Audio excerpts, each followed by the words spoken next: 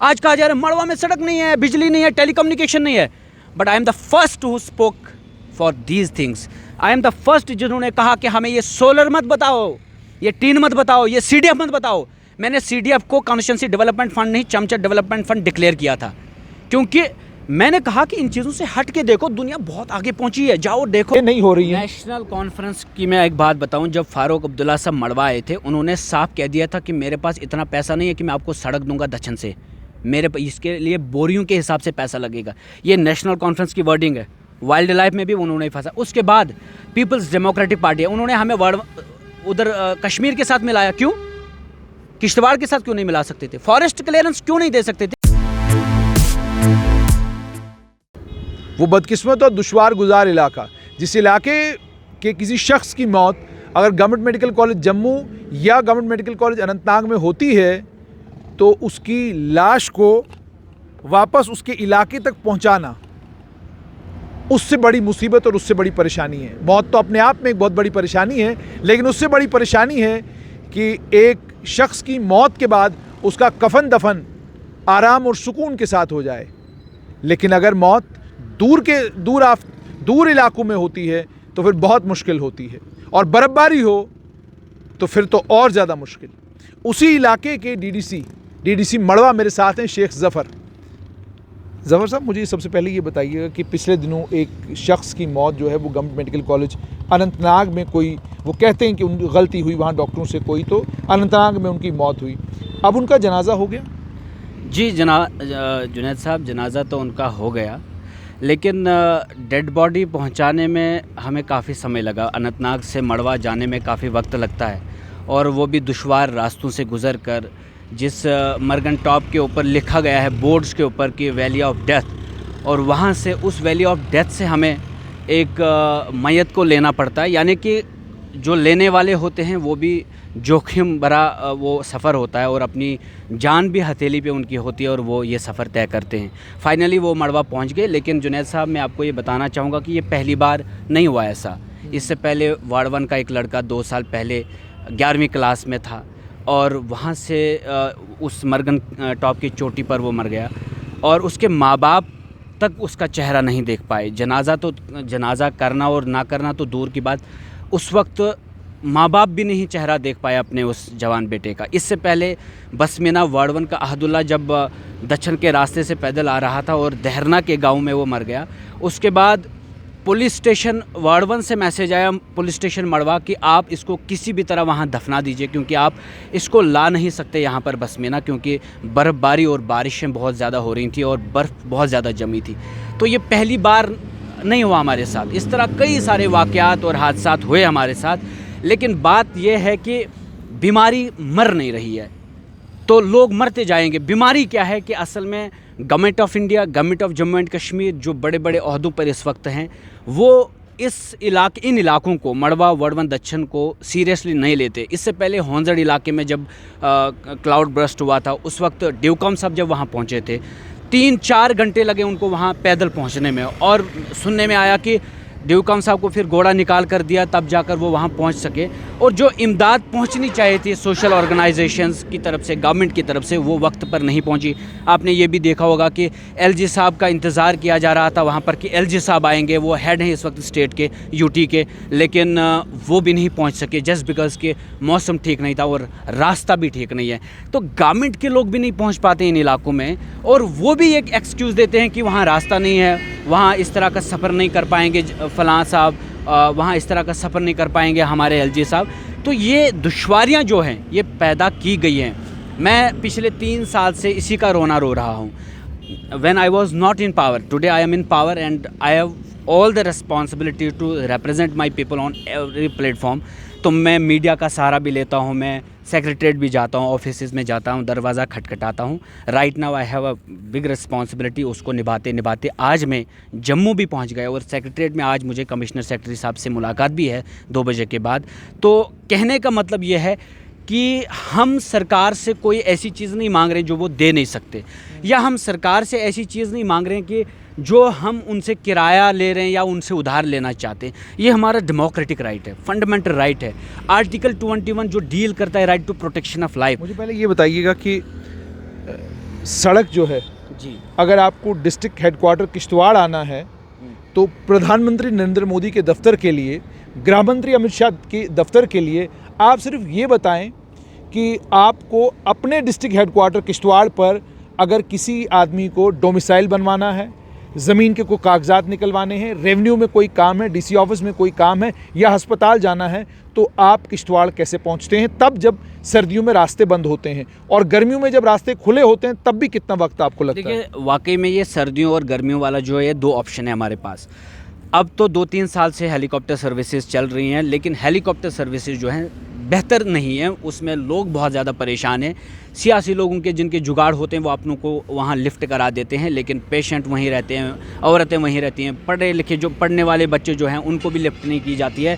Extra पैसा देकर कभी कभार वो अपनी लिफ्ट मांग कर चले जाते हैं हेलीकॉप्टर सर्विसेज के थ्रू, और वो भी अगर मौसम ठीक होगा तो हेलीकॉप्टर आएगा, अगर मौसम ठीक नहीं हुआ तो हेलीकॉप्टर का आना नामुमकिन सी बात है।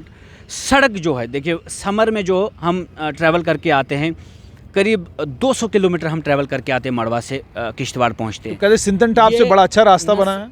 रास्ता अच्छा है, लेकिन देखिए रास्ता जो है ये परमानेंट नहीं है।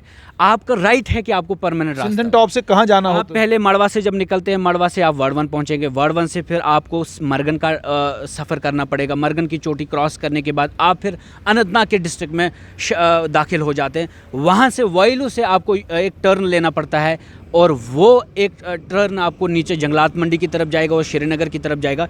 एक टर्न अगर वाइलू से ऊपर ले जाते हैं आप, वो सिंथन का रास्ता है। सिंथन क्रॉस करने के बाद आपको उसके बाद छात्रो आएगा, फिर किश्तवाड़ आएगा, यानी पूरा एक डिस्ट्रिक्ट को छूना ही पड़ता है। अगर लास्ट टाइम कोविड था, कोविड की वजह से वहाँ पर सिंथन रास्ते को बंद कर दिया, इस वजह से कि नहीं वहाँ से कश्मीर के लोग आएंगे, उसकी वजह से भी हमें बहुत सताया गया उस वक्त। और फिर हमें कहा जाता था कि आप रामबन से जाइए, और जहां हमें कम से कम रामबन डिस्ट्रिक्ट से भी गुजर कर जाना पड़ता था और अनंतनाग से भी गुजर कर जाना पड़ता था, और 3-3.5 हज़ार किराया एक बंदे से लिया जाता था। यानी किराया भी आपको, वक्त भी जाता है आपका, एनर्जी भी आपकी जाती है, और टाइम भी आपको सही से, मतलब आप देख ही रहे हैं कि टाइम भी आजकल बड़ा वैल्यूएबल होता है। अगर हार्ट पेशेंट आपको उसको भेजना है हॉस्पिटल में, डिस्ट्रिक्ट हॉस्पिटल में, तो वो रास्ते में मर जाता है। लेकिन सरकार तो कहती है कि हमने इतना कमाल का इंतज़ाम किया है कि अब जहाज़ जो है वो उड़ता है, हेलीकॉप्टर उड़ता है और मड़वा पहुंचता है, और नायलन की चप्पल पहनने वाला आदमी भी अब इस वक्त जो है वो हेलीकॉप्टर में घूम रहा है। आई थिंक ये जुगल किशोर जी ने कहा था, ये स्टेटमेंट उनकी थी, मैंने खुद भी देखा था। जब उन्होंने ये स्टेटमेंट दी थी ना, तो मैं उस वक्त हंस रहा था कि आखिर ये किस तरह की स्टेटमेंट, वोट बटोरने के लिए किस तरह की स्टेटमेंट देते हैं कि वाह भाई वाह, पब्लिक की, जनता की जो सेवा हो रही है ना, वो बहुत ज़बरदस्त तरीके से हो रही है। मतलब सच में वाकई में लग रहा था कि मतलब जिस तरह वो बोल रहे थे ना कि हवाई चप्पल पहनकर एकदम से घर से निकल के, अरे मुझे किश्तवाड़ जाना है मड़वा से, तो एकदम से हेलीकॉप्टर तैयार है उसके लिए। ये हम जानते हैं, एक महीना इंतज़ार करना पड़ता है, न टेंट होता है वहाँ पर, न सिटिंग अरेंजमेंट होता है वहाँ पर, न टिकट का इंतज़ाम होता है वहाँ पर, न आपको गवर्नमेंट की तरफ से कोई ऐसी रिस्पॉन्सिबिलिटी निभाई जाती देखते हुए मिलेगी कि वहाँ कोई है आपका ज़िम्मेदार, कि पेशेंट को कोई रिसीव करने वाला हो, पेशेंट को कोई सही जगह पर बिठाने वाला हो, फिर उसको लिफ्ट कराने वाला हो। ऐसा कुछ नहीं है। मुझे ये बताइए, फिर आप डिस्ट्रिक्ट हेडक्वार्टर आपका किश्तवाड़ क्यों है? अगर नज़दीक आपके अनंतनाग पड़ता है तो आपको नहीं लगता कि मड़वा को अनंतनाग के साथ जोड़ देना चाहिए? कम से कम आपके नज़दीक तो है। देखिए, ये पहले ऐसा परसेप्शन था मड़वा में कि हमें अगर अनंतनाग के साथ, क्योंकि किश्तवाड़ में 1 किलोमीटर की दूरी के अंदर जो लीडरशिप आई है, चाहे आप सजाद साहब की बात करें, शर्मा साहब की बात करें, सुरूरी साहब की बात करें, टाक साहब की बात करें, जलाल काजी साहब की बात करें, ये सारे जो है ना 1 किलोमीटर की दूरी पे आपको मिलेंगे। लोग तंग आ गए, इनकी जो मतलब जो हमें लेवल ऑफ विक्टिमाइजेशन है मड़वा वर्डवन की, वो बहुत हाई है। लोग तंग आए, लोगों ने कहा कि यार इन लोगों से अगर हमें छुटकारा ही मिल जाता, अनंतनाग के साथ हमें जोड़ा जाता तो बेहतर होता। उस वक्त एक फीलिंग उठी थी जब मुफ्ती साहब आए थे, और ही ट्राइड, बट मुझे लगता है कि later on government of India ने उसे ये कहा होगा कि ये ग्रेटर कश्मीर और ग्रेटर जम्मू की बात जो हो रही है ना, तो उन्हें प्रॉब्लम आई होगी ज़रूर, और वो अपने वोट को बटोरने के लिए, अपनी कोकरना की कॉन्स्टिट्यूंसी को अपने फेवर में करने के लिए वो ऐसा चाह रहे थे। सियासतदान पहले अपना फ़ायदा देखता है, फिर जनता का। लेकिन किचलू साहब की मेहरबानी जो मड़वा वर्डवन दक्षिण के ऊपर रही, सियासी करम फरमाइयाँ जो उनकी रहीं, उन्होंने तो पहले होना चाहिए था अनंतनाग के साथ, लेकिन पहले उन्होंने वोट बैंक के लिए इन्होंने इसके साथ जोड़ा, किश्तवाड़ के साथ। और किश्तवाड़ का सड़क क्यों नहीं दी? सड़क इसलिए नहीं दी क्योंकि सड़क तो तरक्की की माँ होती है। आप तरक्की याफ्त हो जाएंगे तो आपके नेता कब चाहे ये? आप गरीब रहो तो उनके झोले उठाओगे, आप गरीब रहोगे तो उनके 10,000 CDF के बदले बिक जाओगे, आप गरीब रहोगे कि तो आप इलेक्शन के टाइम बिक जाओगे, वोट दे दोगे मुफ्त में आप। तो सड़क इसलिए नहीं दी क्योंकि मड़वा वर्धमान दक्षिण का एक बड़ा वोट बैंक था किशलू साहब के हाथ में, और सड़क वहाँ जाती तो हम तरक्की याफ्त होते, बिजली वहाँ जाती, टेलीकम्युनिकेशन वहाँ जाता, हम वहाँ एजुकेट हो जाते, अवेयर हो जाते, गवर्नमेंट स्कीम्स बहुत सारा बेनिफिट उससे होता जिससे हम इनसे दूर हो जाते। तो हमारी दूरी, वो दिल्ली की दूरी और वो बात होती है ना, तो सजाद साहब कहते थे कि नहीं, मड़वा वालों से दूरी रहनी चाहिए ताकि जितनी दूरी रहे हम फिर इनको इलेक्शन के टाइम जाकर नज़दीकियाँ दिखाएंगे और अपना वोट बटोरेंगे। क्या मानेंगे कि मज़हब का इस्तेमाल किया जाता है सियासत करने के लिए ताकि लोग बिजली पानी सड़क की बात ना करें? देखिए, मज़हब एक गाइडलाइन है, हमारे लिए एक रोड मैप है। मज़हब आपको बहुत सारी चीज़ें सिखाता है, बहुत आपके लाइफ की फ़िलॉसफी मज़हबों में छुपी होती है, और हर धर्म की बात करें तो हर मज़हब में एक फ़िलॉसफी होती है लाइफ को जीने की। लेकिन इन्होंने क्या किया, इन्होंने कौम तो मड़वा वर्धमान दक्षिण में थी उनकी, उस कौम को तो उन्होंने बिना सड़क और बिजली के रखा। हमारी माँ को जब चारपाई पे उठाया जाता है और हॉस्पिटल लिया जाता है, वहाँ इलाज नहीं मिलता और डिलीवरी के टाइम वो मर जाती है वहाँ पर, इससे ज़्यादा कब कौम खतरे में हो सकती है? ये शर्मा साहब और सजाद साहब की ये गेम जो रही, इसने किश्तवाड़ को खस्ताहाली में धकेला। आप आज देख लीजिए, जब सड़क बहुत तंग बनी है क्योंकि सड़क का पैसा खाया गया, अस्पतालों का पैसा खाया गया, सब डिपार्टमेंट्स का कमीशन इनके पास चला जाता था। तो जब आप पैसा ही खा लेंगे सड़क का, बिजली का, टेलीकम्युनिकेशन का, अस्पतालों का, स्कूलों का, तो कैसे ये इदारे बनेंगे?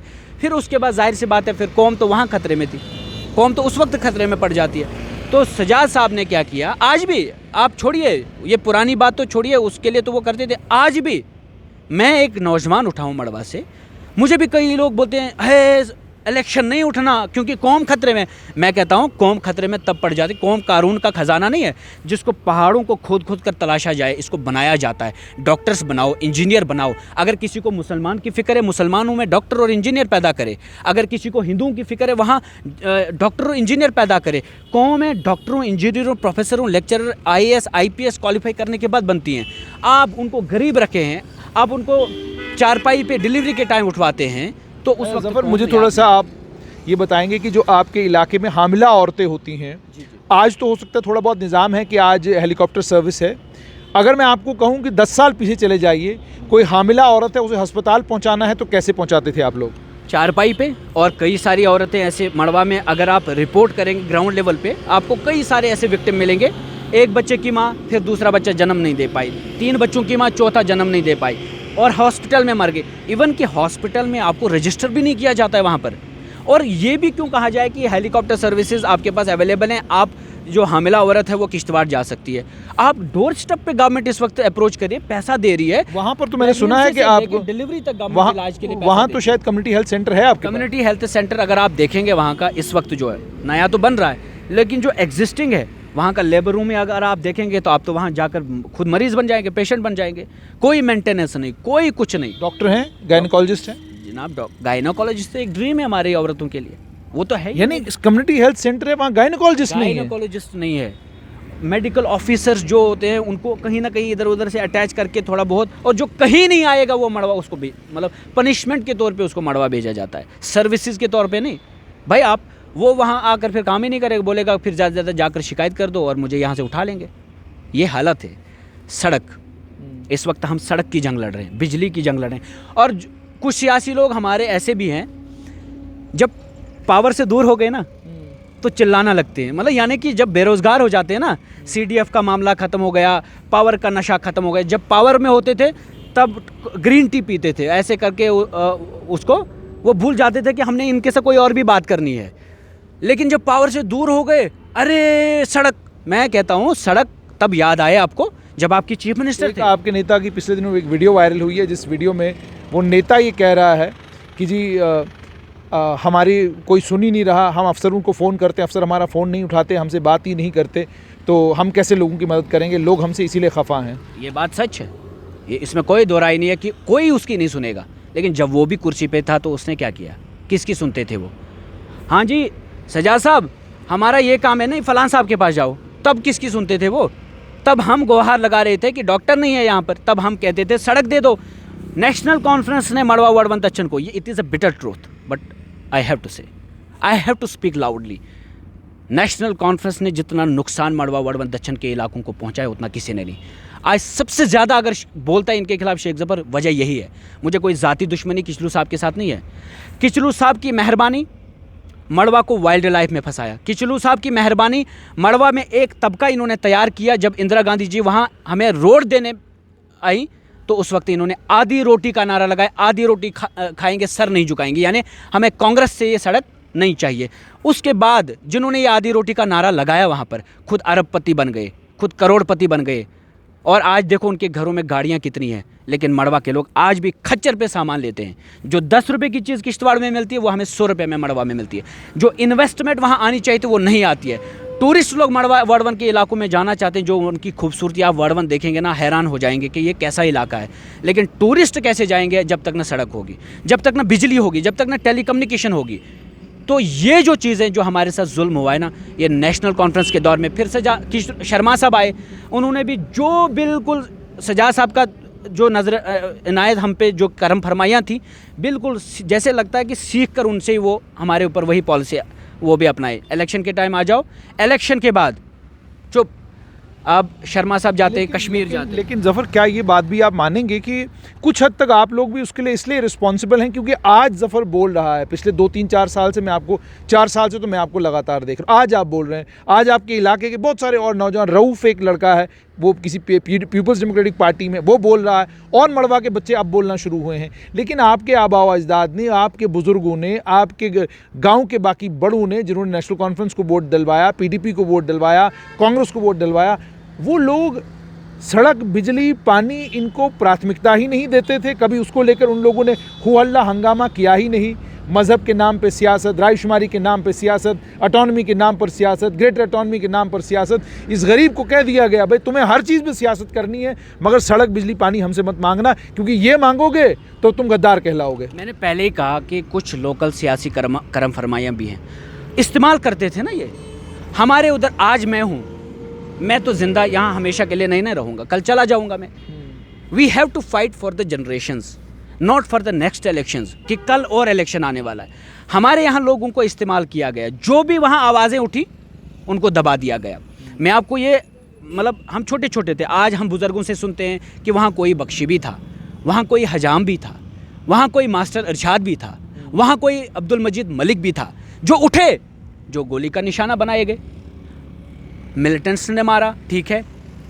मैं कहता हूं कि यही सियासी लोग जो मड़वा से उठे, इन्हीं को क्यों मारा गया? सवाल तो बनता है ना मेरा। इनको लगता था कि बच्चा बच्चा ही रहेगा, लेकिन ज़फ़रुल्लाह जब 6 साल का था, आज ये 30 साल का हो गया। मैं बोलूँगा, और जब बोलने लगेंगे तभी आप जिंदा भी कहलवाएंगे। कहते वो शेर है ना कि मैं इसलिए ज़िंदा हूँ कि मैं बोल रहा हूँ, दुनिया किसी गूंगे की कहानी नहीं लिखती। आज मड़वा की कहानियाँ लिखी जा रही हैं, आज मड़वा की कहानियाँ बयान की जा रही हैं। आज कहा जा रहा है मड़वा में सड़क नहीं है, बिजली नहीं है, टेलीकम्युनिकेशन नहीं है। But I am the first who spoke for these things. I am the first जिन्होंने कहा कि हमें ये सोलर मत बताओ, ये टीन मत बताओ, ये CDF मत बताओ। मैंने CDF को कॉन्स्टिट्यूंसी डेवलपमेंट फंड नहीं, चमचा डेवलपमेंट फंड डिक्लेयर किया था, क्योंकि मैंने कहा कि इन चीज़ों से हट के देखो, दुनिया बहुत आगे पहुंची है, जाओ देखो शहरों में क्या क्या चीज़ें होती हैं। हम सोलर के पीछे लगे हैं। और पीपल्स डेमोक्रेटिक पार्टी जब नई आई, टाक साहब आए, CDF लाया, कहाँ गया, इस्तेमाल कहाँ हुआ? वो दिल्ली हैं आजकल, जंतर मंतर पे शायद धरना दे रहे हैं कश्मीर को लेकर, 370 को लेकर। ठीक है, 370 पे भी आप बोलिए, आप दिल्ली भी जाइए, जमहूरियत है, ये सब चीज़ें जमहूरियत में करनी है आपने।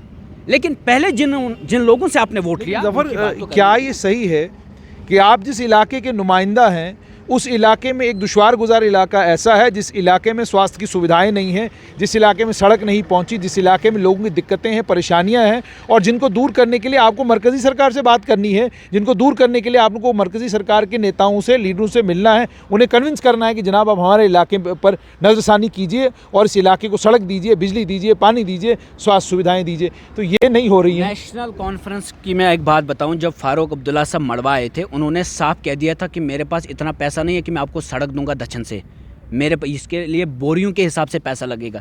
ये नेशनल कॉन्फ्रेंस की वर्डिंग है। वाइल्ड लाइफ में भी उन्होंने फंसा। उसके बाद पीपल्स डेमोक्रेटिक पार्टी है, उन्होंने हमें उधर कश्मीर के साथ मिलाया। क्यों? किश्तवाड़ के साथ क्यों नहीं मिला सकते थे? फॉरेस्ट क्लियरेंस क्यों नहीं दे सकते थे? वक्त की चीफ मिनिस्टर महबूबा जी, अगर एक ऑर्डर निकलता उनके ऑफिस से कि मड़वा वालों को टावर दे दीजिए, क्या जियो वाले दौड़े भागे नहीं जाते वहाँ पर? बीएसएनएल वाले दौड़े भागे नहीं जाते? इनके चीफ मिनिस्टर, इनके मंत्री तब ये सिर्फ अयाशू में गुम होते थे, दिल्ली के शहरों में गुम होते थे, मोदी जी करते करते वहाँ से पैसा लाते थे, पता नहीं कहाँ उन जगहों पर ये खर्च करते थे जहाँ से इनको कमीशन ज़्यादा मिलता था वापस। उन जगहों पर इन्होंने खर्च नहीं किया। मड़वा वर्डवन दक्षिण को, we are not the third grade people, but yes of course we are the victim of third class governance, third class leadership. और सबसे बड़ी जो चीज़ है, मड़वा वर्डवन दक्षिण के कुछ लोगों को किश्तवाड़ की लीडरशिप ने इस्तेमाल किया अपने फ़ायदे के लिए। वो मंत्री बन गए, हम खच्चर वाले बन गए। वो करोड़पति बन गए, हम बीपीएल कार्ड से भी नीचे, बिलो पॉवर्टी रेशो जो हमारा है ना लाइन, बीपीएल लाइन, उसमें भी हमारा कहीं थर्ड ग्रेड ही है। वो इसलिए क्योंकि हम कहीं ना कहीं किश्तवाड़ की पॉलिटिक्स का शिकार हुए। आज जफ़र बोलता है, जफ़र के पीछे लगा दिया है सबको। अरे ये नहीं उठना चाहिए इलेक्शन में। मुझे कई लोग बोलते हैं आप नहीं जीतोगे। मैंने कहा जीतने के लिए इलेक्शन नहीं लड़े जाते, ना मुझे जीतने का लालच है, ना मुझे हारने का खौफ है। मैं एक आवाज़ हूँ, मुझे आवाज़ बनने दो। एक वोट मिलेगा वो तय कर। डीडीसी मेंबर जब बना उससे पहले भी इन लोगों ने यही कहा था, जफ़र को कौन वोट करेगा? और मैंने नेशनल कॉन्फ्रेंस को 3000 वोटों से हराया, भाजपा को मैंने 3500 वोटों से हराया।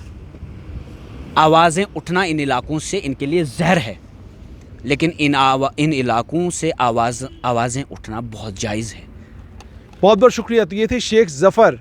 मड़वा के इलाकों से उठना इनके लिए जहर है, लेकिन ये आवाज़ें उठना जायज़ है और ये आवाज़ें उठनी भी चाहिए।